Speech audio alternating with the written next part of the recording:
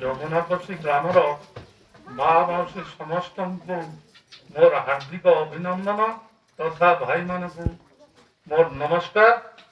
ମଉସା ମାଉସୀ ସମସ୍ତଙ୍କୁ ମୁଁ ପ୍ରଣାମ ଜଣାଇ ପଦେ କହିବା ପାଇଁ ଚାହିଁବି ଯେ ଆପଣ ମାନଙ୍କର ଏହି ପ୍ରକାର ଯଦି ସହଯୋଗ ରହେ, ଆଜି ଜେଲରୁ ଆମେ ଫେରିଛୁ କିଛି କଥା ନାହିଁ। ଗଭର୍ଣ୍ଣମେଣ୍ଟ କୋଟି କୋଟି ଟଙ୍କା ରାଜସ୍ୱ ଖର୍ଚ୍ଚ କରୁଛି ଜେଲ ପାଇଁ, ତାର କଣ ତା ଭିତରେ ମହାତ୍ମ୍ୟ ଅଛି ତାକୁ ବି ଆମେ ମାସେ 2 ମାସ ଉପଭୋଗ କରିକି ଆସିବୁ। ଯଦି ଆପଣ ମାନଙ୍କର ଏଇଭଳି ସହଯୋଗ ରହିବ ତାହେଲେ ଆମେ ଗୁଳି ଖାଇବା ପାଇଁ ବି ପ୍ରସ୍ତୁତ ଅଛୁ, ଛାତି ପାଖରେ କିଛି ଅସୁବିଧା ନାହିଁ। ଆଉ ଆପଣଙ୍କୁ ଆଉ ଗୋଟେ କଥା କହି ରଖୁଛି, ଯଦି ଆପଣ ମାନଙ୍କର ତଣ୍ଟି ଚିପିବା ପାଇଁ ଥାନ୍ତା ତାହେଲେ ଆମକୁ ଯୋଉ ପ୍ରକାର ଅଫର ଦେଇଥିଲେ ଆମେ ଆଉ ଭୂଇଁରେ ଚାଲିବା କଥା ନୁହଁ, କାରରେ ବୁଲିକିରି ସମସ୍ତେ ରଜା ଛୁଆ ଭଳିଆ ଥାନ୍ତେ। କୋଟି କୋଟି ଟଙ୍କାର ଲାଞ୍ଚ ଯୋଉଟା କି ଆମକୁ ଦେଖେଇ ଦେଇଥିଲେ ଯେ ଆପଣ ଯଦି ମୁଣ୍ଡ ବିକି ଦିଅନ୍ତି ତାହେଲେ ଆପଣ ନାଲିଆ ହେଇଯିବେ। ଏ କଥା ଆମକୁ ପୋଲିସ ବାଲା ନିଜେ ଡାକିକି ଟ୍ୟୁସନ କଲା ବେଳେ ଜଣକୁ ଜଣକୁ କହିଛି, କିନ୍ତୁ ଆମେ କାହାର ନିଶ୍ୱାସରେ ଭାଗି ହେବୁ ନାହିଁ। ଅଭିଶାପ ପଡିଯିବ ଯଦି ୟା ଭିତରେ ଆମେ ବେଇମାନି କରିଥାନ୍ତୁ ତାହେଲେ ଆମେ ଧ୍ୱଂସ ପାଇଯିବୁ। ସେ କଥା ନାହିଁ, ସେବା କରିବା ପାଇଁ ଆମେ ବାହାରିଛୁ।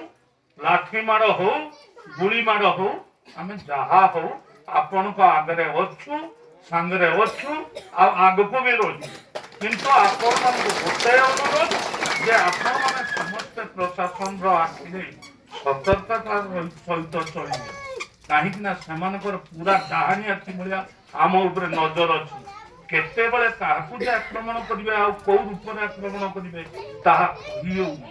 ଏଣୁ ସମସ୍ତେ ମା ଭଉଣୀଙ୍କୁ କୁହାଯାଉଛି ଆମେ ଲଢେଇ କରିବା, କିନ୍ତୁ ଯେମିତି ଆମ ଭିତରେ ମାନେ ଶୃଙ୍ଖଳା ସହିତ ଲଢେଇ କରିବା, ଯେମିତି ଆମର କାହା ସହିତ ଝାମେଲା ଜୁଟୁ ନ ବାହାରୁ, ନହେଲେ ଯେତିକି ଅଳିଆ ଆମ ଭିତରେ ଏ ଅଞ୍ଚଳରେ ଥିବ ସବୁ ଏଇ 6ଟା ଲୋକ ମୁଣ୍ଡରେ ନଦୀ ଦିଆଯିବ।